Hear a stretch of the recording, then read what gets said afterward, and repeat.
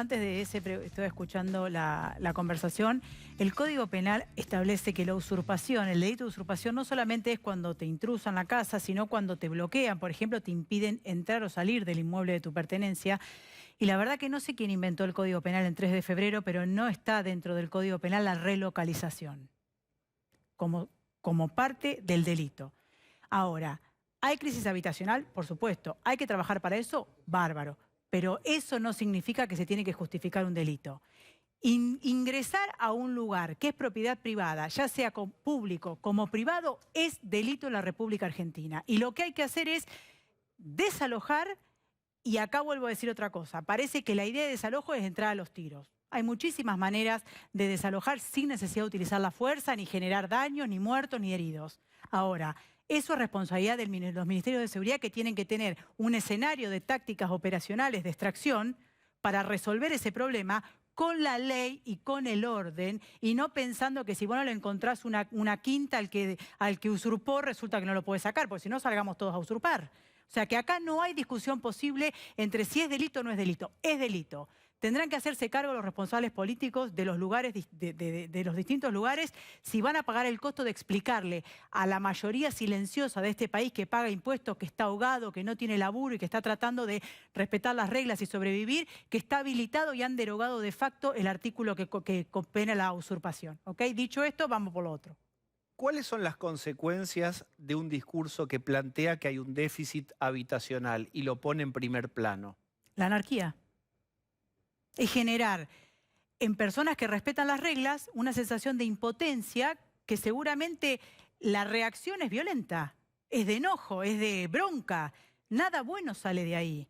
Insisto, la mayoría silenciosa de este país, aún con 6 meses de cuarentena, con una crisis de 40 años que nos vamos barranca abajo y barranca abajo, elige cumplir las reglas, pide refinanciación de tarjeta, está tratando de pagar el ABL en cuota, y resulta que acá vienen grupos organizados utilizando la necesidad de gente que no tiene casa a entrar para lotear y después vender. ¿O vos te pensás que el que entra tiene alambre y casa y cable y una carpa? Si no tenés para comer, ¿de dónde sacás una carpa? Esto está parateado. Obviamente el frontis son los pobres, que son los que ponen los muertos. Entonces acá hay una cuestión que pasa mucho más allá de la discusión del hábitat, de la crisis, perdón, del hábitat, de la situación del hábitat. Nosotros tenemos que retomar la senda de la ley y restablecer el orden. Orden constitucional, un desalojo por orden judicial, con herramientas no violentas, ni entrar a la fuerza, ni a los tiros, ni generar muertos. Entonces, pero no podemos, lo que no podemos es suspender la aplicación del Código Penal, porque la única que nos queda es tipo la purga. Sonó la alarma y bancátela porque viene cualquier cosa. Es gravísimo que gente que está a cargo de las gestiones diga, no, si no lo relocalizamos, no podemos desalojar. Y te cuento un dato más. Cuando nosotros estábamos en la gestión, estábamos haciendo un trabajo muy importante para que el tren vuelva a la parte que es el puerto de contenedores de La Plata, que no podía volver el tren porque estaba tomadas las vías. O sea, había gente construyendo como acá, como esta imagen que estamos viendo.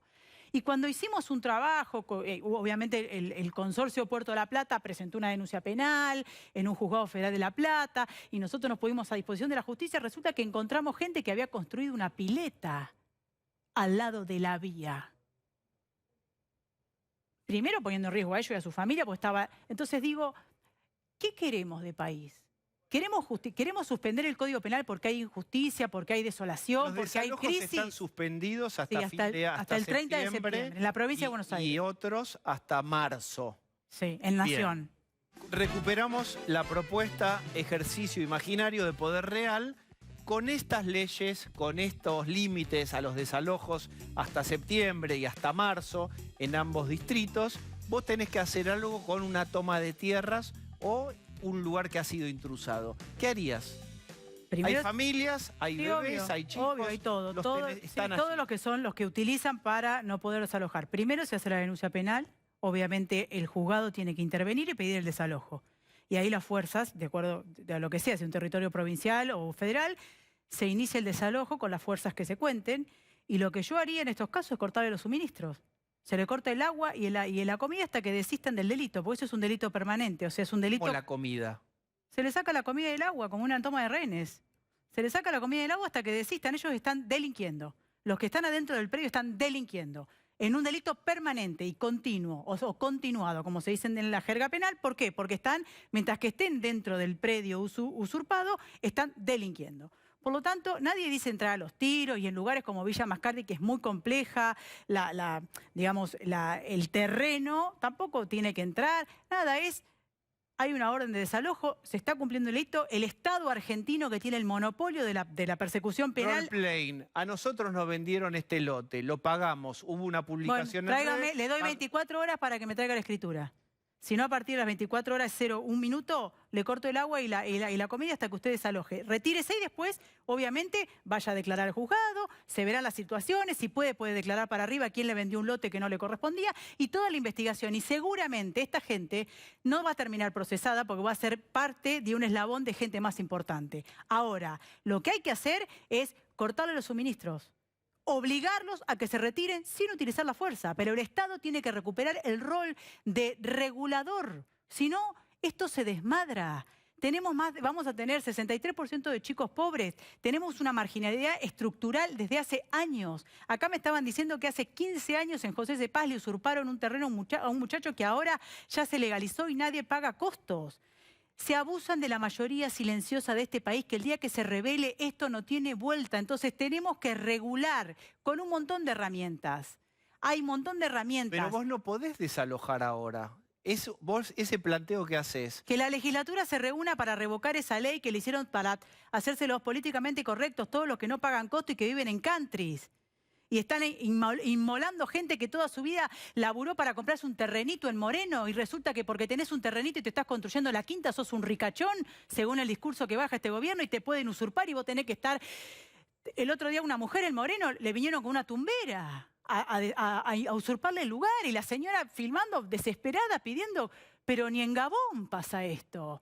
¿En qué momento desamparamos a la gente que hace las cosas bien? Bueno, es esto. Ningún político quiere pagar los costos, relocalizar, te doy guita, te pago un hotel. Acá hay que aplicar la ley. Aplicar la ley y restablecer el orden constitucional. El orden constitucional en donde el artículo 17 establece que la propiedad es inviolable. El ministro Berni, que hoy habló, dio el ejemplo de que habían participado de muchos desalojos de un número que por supuesto no recordaré ahora. 10 o 12 por... Pero que ya están desalojando, y quiero compartirte y compartir con la audiencia qué es lo que dijo en contraposición a la ministra y también a lo que había dicho el gobernador. Esto es lo que había dicho Sabina. Dijo Berni hoy: el que toma tierras irá preso. Y después en otra frase: esto es un delito organizado detrás de la necesidad habitacional. Si hay alguna más, y si no, te cuento yo. Ahí está. El derecho a la vida y a la propiedad privada son cosas que no se discuten. Esto es bastante próximo a lo que, por ejemplo, vos decís. Sí, igual es sentido común, ¿no? Más allá de lo que diga yo, lo diga Berni, lo digas vos, es sentido común, ¿no? ¿Estamos de acuerdo con eso? ¿Estamos de acuerdo? Estaríamos de acuerdo. ¿Vos estás de acuerdo con Yo eso? sí. Bueno, es eso, es sensatez, es sentido común. Pero acá hay dos discursos. Sí, Entonces, yo creo que Berni, ya lo dijimos, Berni absorbe la parte en donde se quiere hacer el policía bueno y el policía malo, para que, de acuerdo a lo que aparentemente Massa contó, esto de que él ganó en el 2013, les ganó porque habló de seguridad. Entonces, pensando en las elecciones de resolver cero, Berni se podría preocupar por devolver los 100 policías de la patrulla rural que sacó, que cuando andaba bien, ahora los desamparó a los ganaderos del interior de la provincia de Buenos Aires, sacó 100 policías para llevarlo a Moreno, porque Moreno los necesita. Entonces, desampara gente porque se te ocurre, sin ninguna política, pasando por arriba por el superintendente que está a cargo. Bueno, o sea que Berni hace de policía malo para absorber el malestar, y por otro, obviamente en el conurbano, tercer cordón, que es su voto, que es donde más mal la están pasando, entonces hacen policía bueno y policía malo.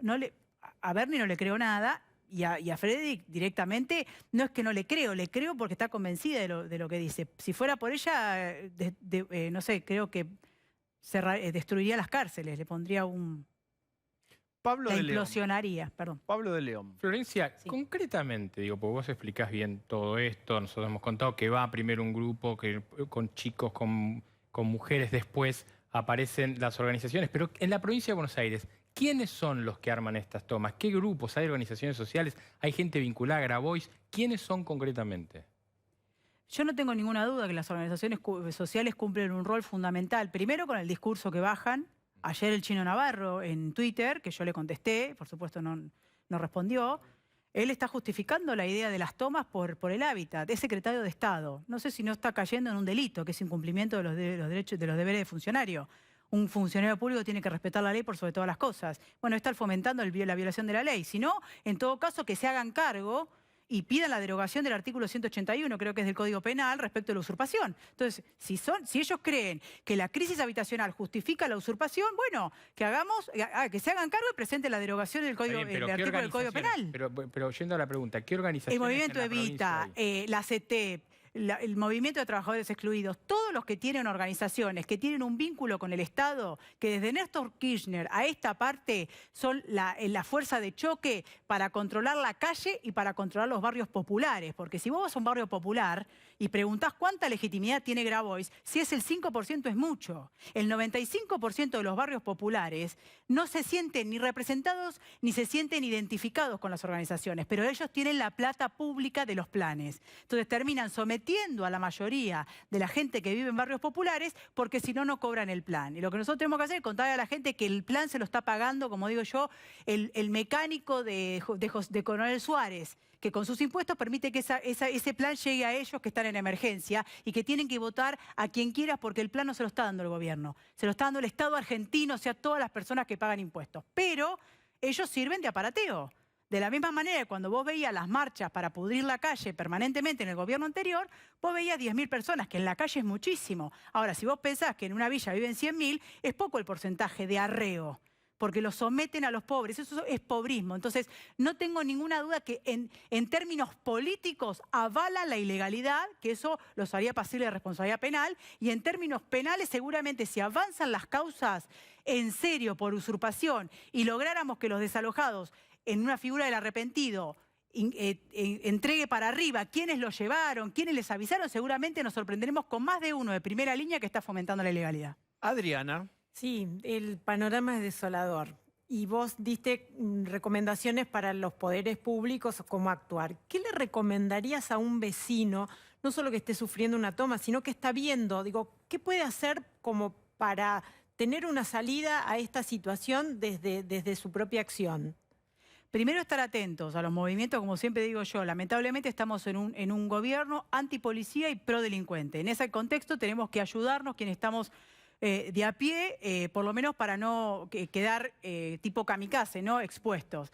Primero, estar atentos a los movimientos, seguramente en lugares en donde la gente tiene algún terrenito o alguna quinta, como está pasando en el Partido de la Costa, algún vecino ve movimientos extraños que automáticamente se lo haga saber, que automáticamente haga la denuncia, aunque piense que entra en saco roto y demás, y que después lo trate de viralizar. Creo que las redes sociales hoy han permitido esto, ¿no? Que lo que antes quedaba oscuro y sin alguna posibilidad de trascendencia, ahora eso se viraliza y que por supuesto estamos todos a disposición, quienes tenemos una responsabilidad social, para avanzar, como yo no me gusta andar contando lo que hago, como lo vengo haciendo en todas las situaciones en que llegan a mi conocimiento. Primero. Segundo, motochorros. Ojo que ahora la nueva modalidad es varón-mujer. La mujer va atrás, el varón adelante. Para despistar, la mujer es la que lleva el arma y es posible que te roben varón-mujer.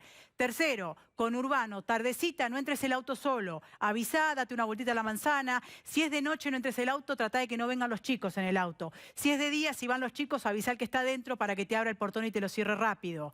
No dejemos de denunciar por más que piensen que caiga en saco roto.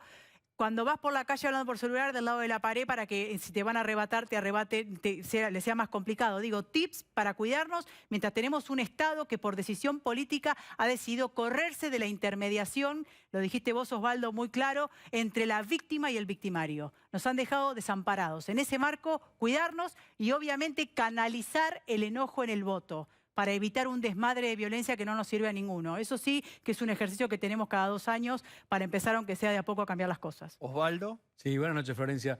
¿Ves de alguna manera en las usurpaciones la mano del Papa o de la Iglesia Católica?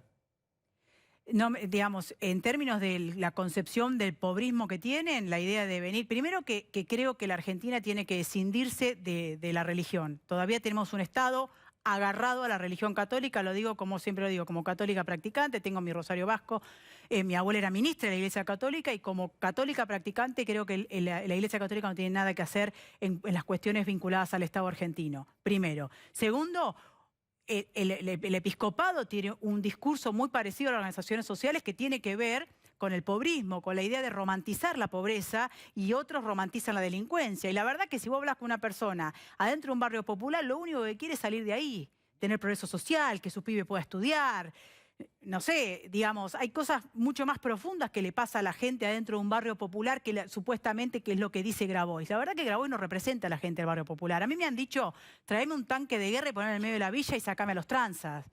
O sea, digo, la gente está tratando de salir de ahí porque está tomado por narcos, porque está parateado por una superestructura con fondos públicos que son las organizaciones sociales. Entonces digo, hay mucho por discutir en Argentina, pero por sobre todas las cosas poner la oreja a ese que está dentro de ese barrio popular y quiere salir de pobre, que se levanta a las 4 de la mañana y en bicicleta se va a laburar al mercado central, que se tiene que juntar de a 5 mamás para tomar el colectivo porque las afanan cuando salen a laburar, o que tenés un estacionamiento o un pequeño lavadero de autos y te viene una banda de pibes chorros a extorsionarte.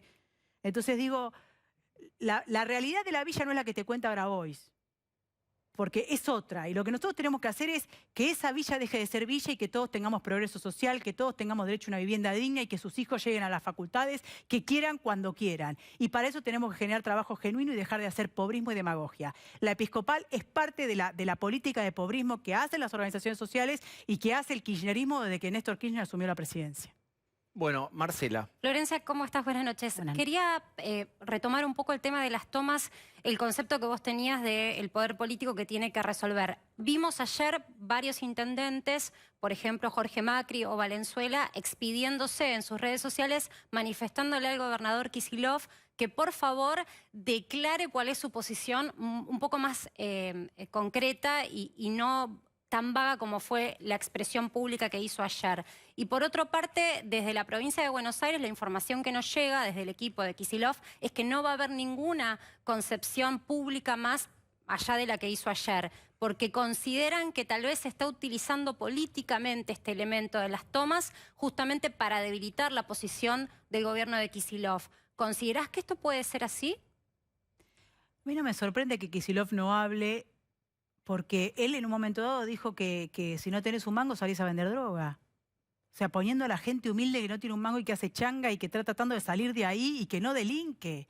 Ellos vinculan a la pobreza con el delito. Pero puede haber un uso político de la oposición o de sectores disidentes para contrarrestar el poder. ¿Qué sería uso político? Digo, defender a la señora que le vinieron a usurpar a Moreno la quintita con un arma tumbera y decir que tienen que ser desalojados y detenidos. Si eso es uso político, sí me hago cargo del uso político. Ahora, si el uso político lo dicen como para no hacerse cargo de que tienen que desalojar y tomar una política de seguridad a favor de la ciudadanía y no a favor de la delincuencia, que se hagan cargo ellos. Acá hay un problema de seguridad. Principalmente la usurpación es un tema de seguridad. Después, una vez que resolvamos y investiguemos el delito de usurpación y desalojemos el bien usurpado, sentémonos con la ministra Bielsa y con todos los ministerios de Desarrollo Social y acuerden una política habitacional que permita a todo ciudadano argentino tener derecho a su vivienda digna. Ahora, no tener vivienda digna no justifica el delito de usurpación, de la misma manera que ellos piensan que si vos vivís en una villa tenés que salir a robar. Y la verdad que hay más de 15 millones de pobres en este país. Si ser pobre fuera condición para ser delincuente, esto tendría que ser una guerra civil. Es mentira. El 95% de la gente pobre no delinque, se rompe el alma para salir de pobre y el Estado tiene que estar ahí. Y doy un dato, porque dato mata relato. Estuve haciendo un relevo la semana pasada respecto de las fiscalías que estaban de turno en la Ciudad de Buenos Aires y las que trabajaban en lugares más calientes del conurbano. Obviamente se dispararon los delitos con armas, ¿no? En comparación del año pasado, roban mucho con armas. Y me dijeron, textual, de todos los detenidos que tenemos, son todos reincidentes. No hay un primario. ¿Qué quiero decir? Que aún con la crisis, con la pandemia, con la desolación y con todo lo que estamos viviendo, el que no salió a robar, el que no robaba no salió a robar. Salieron a robar los mismos de siempre y que ahora están envalentonados por un gobierno que por acción, omisión, ideología o negligencia ha habilitado la calle a la delincuencia.